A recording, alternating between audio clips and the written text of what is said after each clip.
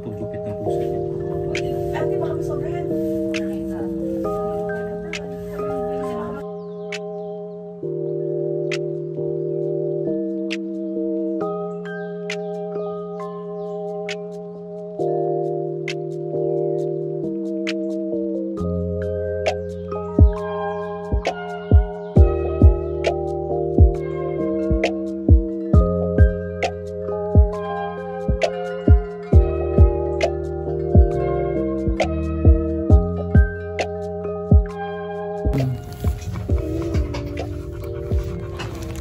Congrats, Shawi.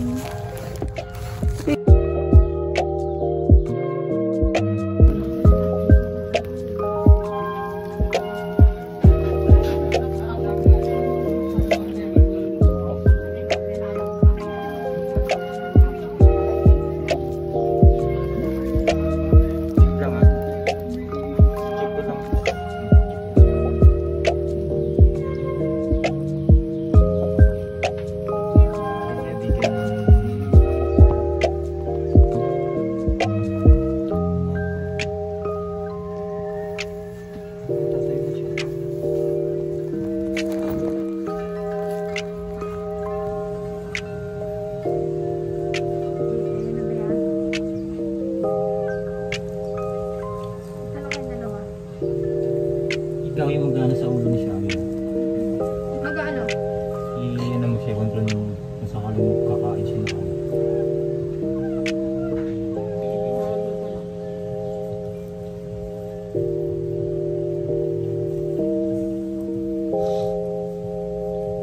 Hindi ako mahiga.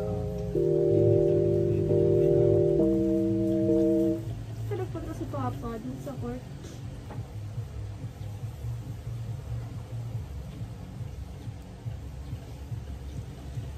Sleep na si Shawi.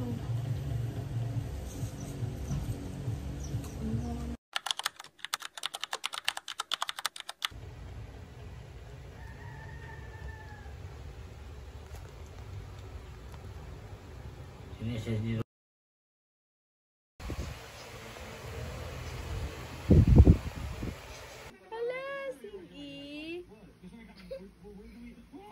Oh, lalabas tapos papasok. Sabi niya po, wala ka nakita na yung mga Lalabas tapos papasok. zigzag. Sige. Shawin, Hi everyone, it's Hannah. So, sorry kung medyo madilim and sorry sa voice kasi sinisipon ako right now. Super daming nangyari this past few days and nagkasakit ako ng malala. Ilang araw akong bedridden. Actually, more than 1 week akong hindi nakakatayo. Sobrang severe ng stomach pain ko and sobrang grabe yung weight loss ko. And during those times na may sakit ako, nanganak si Shawi. So, it was last March 10, Sunday. So, earlier that morning, nung March 10, nagising ako around 5:45. Tapos, narinig ko si Shawi, iyak ng iyak. Feeling ko ginigising niya ako talaga. Tapos, of course, I just woke up. I can figure out what's happening. Kasi iyak lang siya ng iyak. Tapos, naghahalukay siya ng ganon sa floor. So, hindi ko alam kung ano gagawin ko. Sabi ko, natatae ba to? or ano? Pero, it's super early. So, hindi ganon yung oras ng paglabas niya para mag-CR. Figure out ko lang na manganganak na siya kasi nakita ko siya umiire. Tapos, nung nakita ko yun, napabangon ako bigla. Tapos, tinawag ko si mama. Sabi ko, manganganak na ata si Shawi. Ganun. Tapos, tinawag ko na rin yung si Lloyd para matulungan ako kasi nga may sakit ako that time. So, hindi ko kaya mag-isa lang. And ayun nga, as you can see sa video, nilipat namin si Shawi sa corner part ng room kasi sabi ni mama, ganun daw talaga yung parang hinahanap na place ng mga dog pag manganganak, which is yung mga sulok-sulok. So, nilagay namin siya doon. Then, nilataga lang namin siya ng kumot and then, naglagay kami ng floor mat. Don't worry, malinis yung floor mat.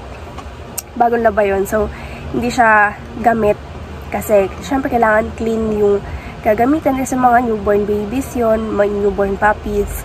Then, siguro after 20 to 30 minutes, nung paglilabor ni Shawi, lumabas na yung first baby niya.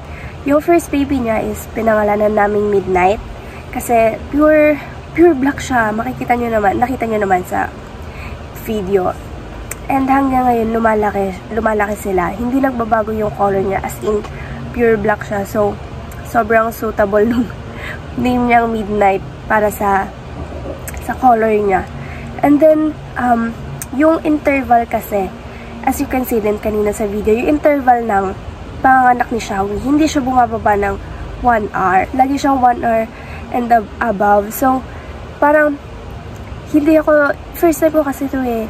So, I don't really know kung paano ba sila manganak, kung ilang minutes or ilang hours yung interval. So, during that time na nanganganak si Shawi, nanonood din ako ng video sa YouTube kung ano nga yung mga pwedeng gawin, ano yung mga kailangan gawin pag lumabas na yung puppies, yung sa puso nila, yung parang plastic na nakabalot sa kanila, inunan ata yung tawag doon, kung anong gagawin. Pero yung ate ko naman may knowledge siya, so ginagay niya rin kami. So ayun nga, parang after 50 minutes, ganun, nakita ko si Shawi, umiiri na siya ulit. So, sabi ko, ay, meron pa baby. Kasi, we thought, isa na talaga yung baby niya kasi, all throughout the time na buntis si Shawi, ang liit lang ng tummy niya. As in, hindi, if you won't look sa breast niya, sa dede niya, hindi mo malalaman na buntis siya. Kasi, yun lang din yung naging base namin na lumalaki na yung dede niya. So, doon lang kami nag-base na buntis na siya. Yung tummy niya, parang hindi siya lumaki. So, expected na namin na if ever manganak, isa lang, dalawa, ganon. So, when the second puppy came out, black siya ulit. Pero later on, na-notice ko na meron siyang brown sa may batok niya. Tapos, now na medyo lumalaki na nga sila, 1 week old pa lang naman daw. Ayun, lumalabas na yung color niya na hindi siya pure black.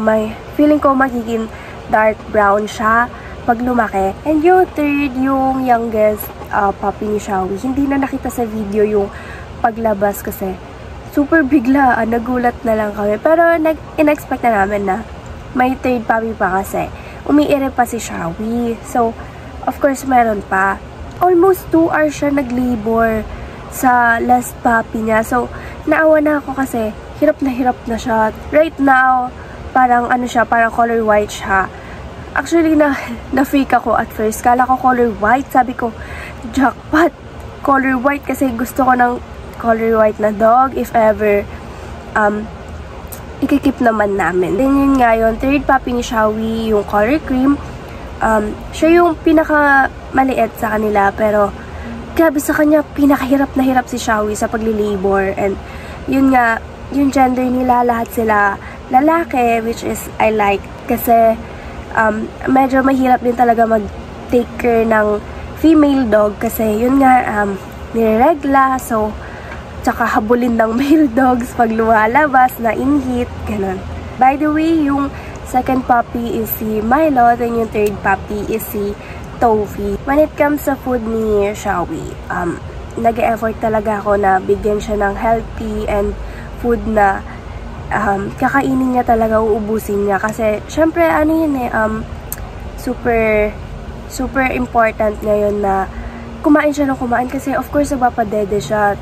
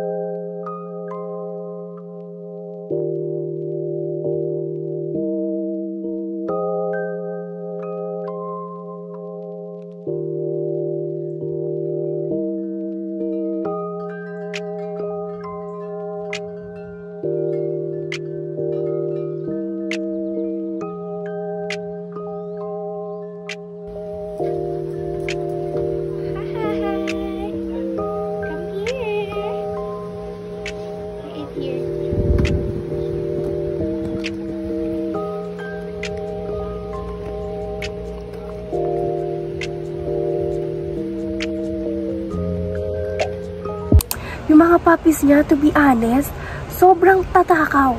As in, minsan naawa ko kay Shawi kasi kakakain niya pa lang, kaka-charge niya pa lang, kukunin na agad ng mga puppies niya. Pero, of course, that's normal naman. So, si Shawi, I'm really proud of her kasi lumaki siyang spoiled As in, spoiled brat. As in, so, maldita siyang type ng aso na gusto na kukuha niya lahat. Pero, right now, na naging mommy na siya, sobrang maalaga niya rin sa puppies niya. As in, hindi siya nagdadamot magpadede kahit feeling ko minsan irritable na siya. Tapos, syempre minsan, may mga mistakes pa rin na nagagawa. Pero, of course, that's normal. It's her first time. And, nandito lang naman ako lagi para tulungan siya mag-alaga ng puppies niya as a lola. Pero overall, I'm really proud of her sa improvement niya as a... Naiyak ako. Charot. OA!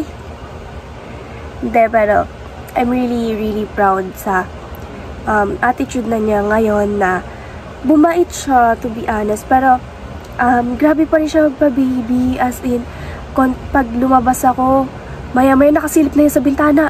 Naabangan ako. Let me insert a picture here. Ayan, lagi siyang nakasilip sa bintana. Minsan, kakain ako dun sa labas, sa lamesa sa labas. Tapos maya-maya, nakasilip na yan siya. Tinatawag na ako, pinapabalik na ako sa kwarto.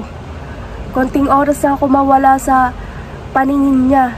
Parang 1 taon na akong nawala. Pero, one thing na hindi pa gamay ni Shawi masyado sa pag-aalaga ng mga babies niya, hindi siya marunong magkarga ng babies niya. Dogs, pag magkakarga ng babies, binabite nila sa may batok part. Tapos, kasi alam ko hindi sila nasasaktan pag dito hinawakan Siyempre, nature yun ng mama dog. Akala ko naturally matututunan niya yun. Pero, si Shawi hindi.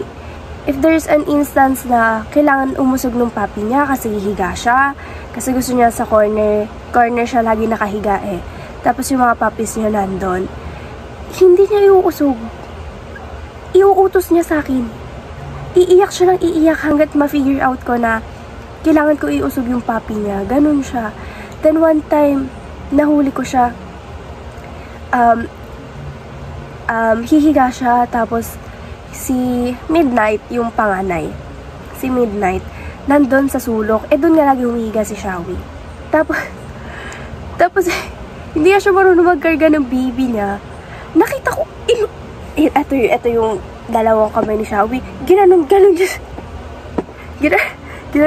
niya si Midnight. As in, tinulak-tulak niya lang ng kamay niya. I don't know. Bakit hindi niya natutunan yon? Ay, tinuturo ba yan? I don't know. I thought it's normally acquired by a dog kapag naging mama na sila kasi syempre, yun yung nature nila eh. So, akala ko matututunan niya eh. Pero, sobrang hands-on ko rin naman and si Lloyd sa pagbabantay ng mga puppies nila, pag-alaga kay Shawi, lalo na si Lloyd. Thank you so much. Alam kong papanoorin mo to. Thank you so much. Thank you so much sa lahat ng tulong mo. And ayun, overall, ang daming nangyayari pero still good na I'm proud of my Shawi. Si Shawi kasi during her pregnancy, nagsuffer siya from a severe hair fall, hair loss. Grabe yung hair loss journey niya. No? So hanggang ngayon, tinatry pa rin namin ibalik yung dati niyang fur by supplements, vitamins, and sa food na kinakain niya. And sa environment din, so lagi kong nililinisan yung place nila. Especially now, kasi wala pang vaccine yung puppies and kailangan clean talaga yung surroundings. Everyday, winawalisan ko, nagmamap ako, inisprayan ko ng alcohol yung place nila sa may fence. Shawi kasi everyday lumalabas siya para mag-poop and mag-pee kasi hindi siya sanay gawin yon sa loob ng bahay kasi nasanay talaga siya na growing up, lumalabas talaga siya para mag-CR sa labas. And every time na lumalabas siya, bago siya pumasok ulit sa room, mina-wipes namin yung buong katawan, especially yung paa niya. Actually, nag-iingat din kami kasi summer ngayon, of course, parvo season. So, kaya sobrang higpit ko talaga pagdating sa paglilinis kay Shawi kasi yun nga, everyday siya lumalabas. So, everyday siya na-expose sa outside world. Though, binilihan ko siya ng sapatos and sinusuot niya yun every time na lumalabas siya.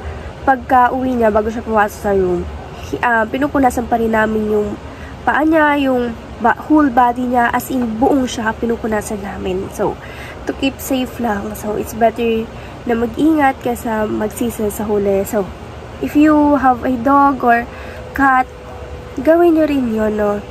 To keep them always clean para makaiwas sa mga sakit. So, that's all about sa journey ni Shawi sa panganganak and as a mom. So, never ako magsasawang sabihin to na I'm so proud of her and I love her so much. And I'm looking forward na lumaki yung mga babies niya and gumala kami kasama sila. So, I'm looking forward sa lahat ng mga memories pa na kasama si Shawi and yung mga babies niya. So yung mga next na nangyari sa akin, of course, gumaling na ako sa wakas ng panahon. And nag-play kami ng volleyball. Every Saturday, nagpa-play kami ng volleyball. Then, CBA week. So, nag-parade kami. And then, nanood ng performances, Mr. and Miss CBA, etc. etc. Watch it na lang. Hi! Nagpe-play kami volleyball.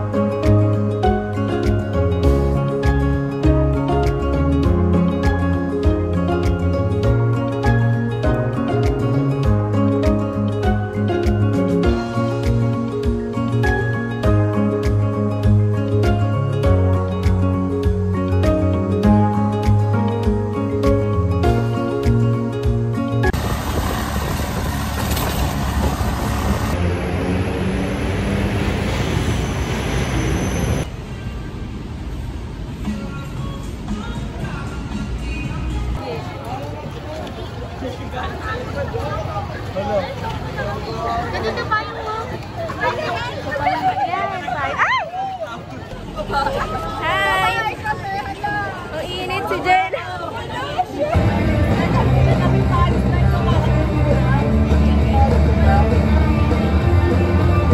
Moving forward, it is my privilege to call on the house where I belong, where loyalty and kindness are cherished above all.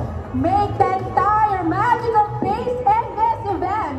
Hear the roar of a badger, Hufflepuff!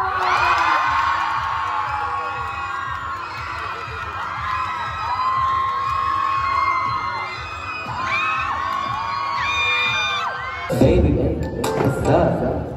I've been feeling gloomy, feeling bored. Tarang ng laksikan, gusto ko man tumayo, pero ba't ka tinotoyo? Alam ko, baby, gusto mo na ng pagsusuyo. Gusto mo ng kiss, gusto mo bumbiyahe o sakyan ako, baby.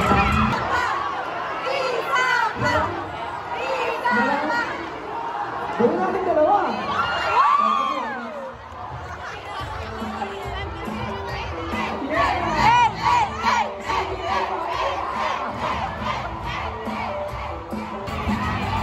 Kasama ko kayong lahat!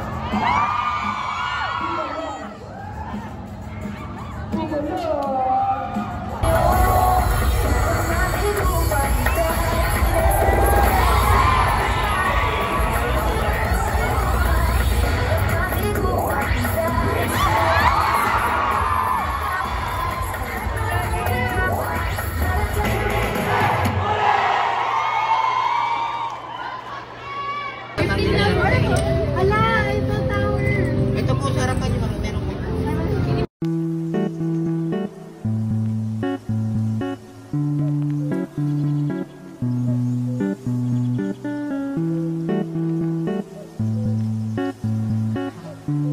And that's all guys. Thank you so much for watching. So glimpse lang yan ng buhay ko. Wala pa yan sa lahat ng pinagdadaanan ko.